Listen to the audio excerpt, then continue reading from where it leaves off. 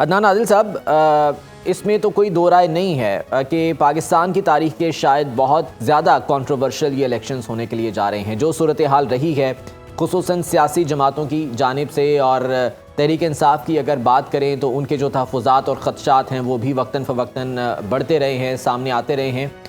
کتنا بڑا چیلنج ہوگا یہ نہ صرف الیکشن کمیشن کے لیے بلکہ دیگر جو ادارے ہیں ان کے لیے بھی، اور عوام کا اعتماد کس حد تک ان پر ہو سکتا ہے؟ جو ایکسپیکٹیشنز ہے عوام کی وہ ہم کس حد تک یہ سمجھ سکتے ہیں کہ وہ پوری ہوں؟ بات یہ ہے کہ سب کو معلوم ہے اس وقت سوشل میڈیا کا دور ہے، الیکٹرانک میڈیا کا دور ہے.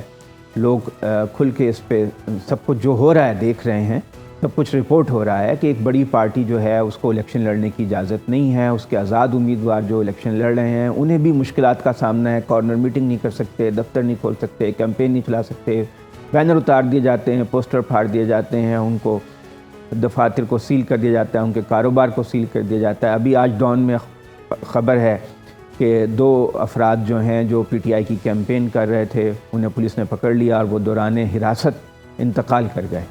تو اس طرح کے معاملات ہیں، لیکن اس کے باوجود 12 کروڑ 80 لاکھ ووٹرز ہیں. اب دیکھنا یہ ہوگا کہ کیا وہ جو 859 سیٹوں پہ الیکشن ہو رہا ہے قومی اور صوبائی ملا کر، اس پہ کتنے لوگ اپنا حق رائے دہی استعمال کرتے ہیں. جو ٹرن آؤٹ ہے وہ الیکشن کی لیجیٹیمیسی کو ڈٹرمن کرے گا، اس کا تعین کرے گا کہ یہ کتنے نمائندہ الیکشن ہے. اگر لوگ بڑی تعداد میں ووٹ ڈالنے جاتے ہیں تو پھر مایوس نہیں ہوتے، بددل نہیں ہوتے اور اپنے ضمیر کے مطابق جس پارٹی کو بھی چاہیں ووٹ ڈالیں، تو اس سے اس سارے پروسیس کو ایک اخلاقی جواز مل جائے گا. اور ایسے نتائج بھی آ سکتے ہیں جس میں بڑے بڑے برج الٹ جائیں اور بڑے اپسیٹ ہو جائیں. تو اب یہ عوام کے اوپر منحصر ہے کہ ان کو جو یہ موقع مل رہا ہے اس کا وہ کیسے استعمال کرتے ہیں. عدنان صاحب، ایک چیز میں نے دیکھی تھی کہ 97 میں سب سے کم ٹرن آؤٹ تھا پاکستان کی تاریخ میں، میرے خیال سے 35% کے راؤنڈ اباؤٹ تھا، اور 2002 کے بعد یہ پھر گریجولی بڑھتا رہا. 2013 اور 2018 میں شاید نوجوان ووٹرز بہت بڑی تعداد میں نکلے تھے، ابو 50% یہ ٹرن آؤٹ رہا ہے. تو اب آزاد امیدوار بہت بڑی تعداد میں ہیں. ہم یہ ایکسپیکٹ کر سکتے ہیں کہ اگر ٹرن آؤٹ زیادہ ہوگا تو پھر آزاد امیدوار بھی زیادہ سامنے آئیں گے؟ دیکھیں، اب صورتحال یہ ہے کہ 17,908 امیدوار ہیں 859 سیٹوں پہ، لیکن جو اصل امیدوار ہیں وہ تقریباً 2,500 ہیں جو بڑے. باقی تو بعض لوگ شوقیہ ایسے کاغذات جمع کرا دیتے ہیں.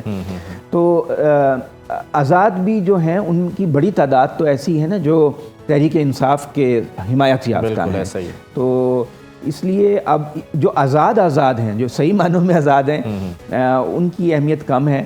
بہرحال کہیں کہیں وہ بھی اپنا اہمیت اختیار کر جاتے ہیں، بعض جگہ ذاتی اثر و رسوخ کی بنا پہ صوبائی حلقوں میں خاص طور سے. لیکن قومی اسمبلی کے حلقوں میں پارٹیز میں ہی مقابلہ ہوگا.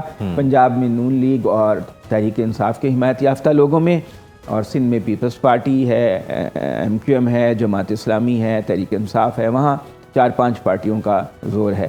اور تحریک لبیک پاکستان کو بھی ہم انڈر ایسٹیمیٹ نہیں کر سکتے. ان کا بھی ایک خاصا بڑا ووٹ بینک ہے. انہوں نے نکالے تھے پنجاب اور سندھ میں، کراچی میں. تو اب دیکھنا یہ ہوگا کہ لوگوں کا ٹرن آؤٹ کیا ہے، کیا فیئر ووٹنگ ہوتی ہے.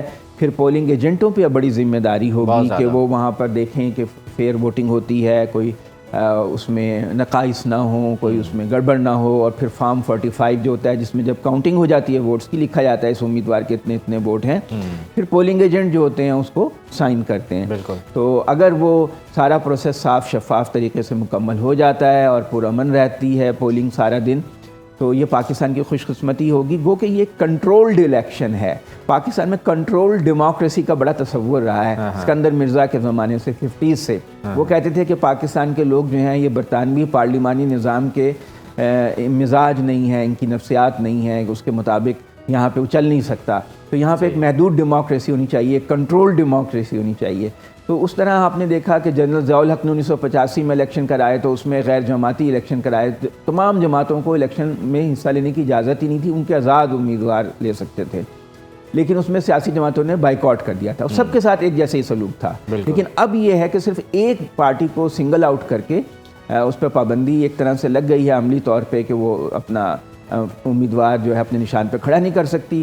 لیکن اور جو آزاد کھڑے ہیں ان کے لیے بھی حالات کافی سخت ہیں اور ان کو بھی آزادی کے ساتھ کیمپین نہیں کی جا رہی۔ اب خبر آپ کی دسترس میں ہر وقت بر وقت۔ ابھی سنو نیوز کے یوٹیوب چینل کو سبسکرائب کیجئے، بیل آئیکن پر کلک کیجئے اور باخبر رہیے ملکی اور بین الاقوامی حالات سے یقین کے ساتھ۔